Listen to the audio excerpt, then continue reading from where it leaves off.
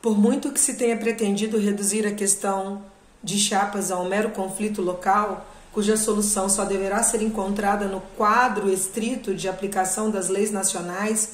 hipocritamente moldáveis e ajustáveis como uma vez mais se viu, as estratégias e as táticas do poder econômico e do poder político, seu serventuário,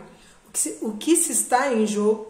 está jogando nas montanhas chiapanecas e na selva lacandona ultrapassa as fronteiras mexicanas para vir atingir o coração daquela parte da humanidade que não renunciou nem renunciará nunca ao sonho e à esperança, ao simples imperativo de uma justiça igual para todos. Como escreveu um dia essa figura por muitos motivos excepcional e exemplar que conhecemos sob o nome de subcomandante insurgente Marcos, um mundo onde caibam muitos mundos, um mundo que seja uno e diverso, um mundo, permito-me eu acrescentar, que para todos sempre declarasse intocável o direito de cada qual a ser persa pelo tempo que quiser e não obedecendo a nada mais que as suas próprias razões. Os maciços montanhosos de Chiapas são sem dúvida uma das mais assombrosas paisagens que os meus olhos alguma vez viram. Mas são também um lugar onde a violência e o crime protegido campeiam.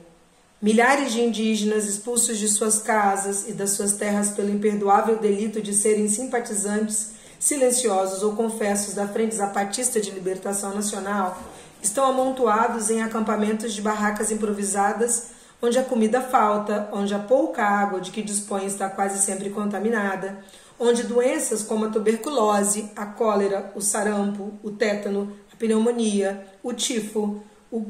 paludismo vão dizimando adultos e crianças, tudo isso perante a indiferença das autoridades e da medicina oficial.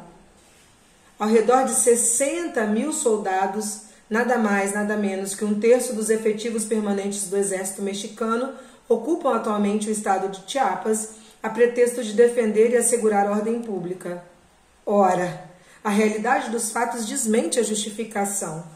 Se o exército mexicano protege uma parte dos indígenas e não só os protege como igualmente os arma, instrui, treina e municia, esses indígenas, no geral dependentes e subordinados ao Partido Revolucionário Institucional, PRI, que vem exercendo desde há 70 anos, sem interrupção, um poder praticamente absoluto, são, mas não por qualquer extraordinária coincidência, aqueles que formam os diversos grupos paramilitares constituídos com o objetivo de realizar o trabalho repressivo mais sujo, isto é, agredir, violar, assassinar os próprios irmãos. Acteal foi um episódio a mais da terrível tragédia iniciada em 1492 com as invasões e a conquista.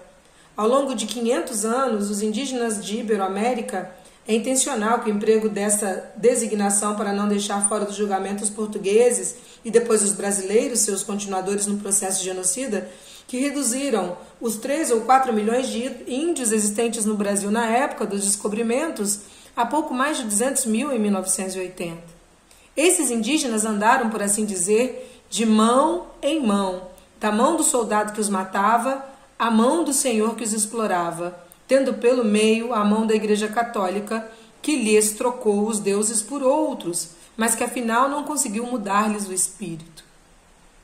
Quando depois da carnificina de Actael começaram a ouvir-se na rádio vozes que diziam: "Vamos ganhando", qualquer pessoa desprevenida poderia ter pensado que se tratava de uma proclamação insolente e provocatória dos assassinos. Enganava-se. Essas duas palavras eram uma mensagem de ânimo, um recado de coragem que unia pelos ares, como num abraço, as comunidades indígenas. Enquanto choravam seus mortos, mais 45 ajuntaram uma lista 5 vezes secular, as comunidades estoicamente erguiam a cabeça, diziam umas às outras: "Vamos ganhando". Porque realmente só pode ter sido uma vitória, e grande, a maior de todas, ser capaz de sobreviver assim, a humanidade é a ofensa, ao desprezo, a crueldade e a tortura, porque essa vitória é do espírito. Chiapas, nome de dor e de esperança. Visão, 9 de julho de 1998. José Saramago.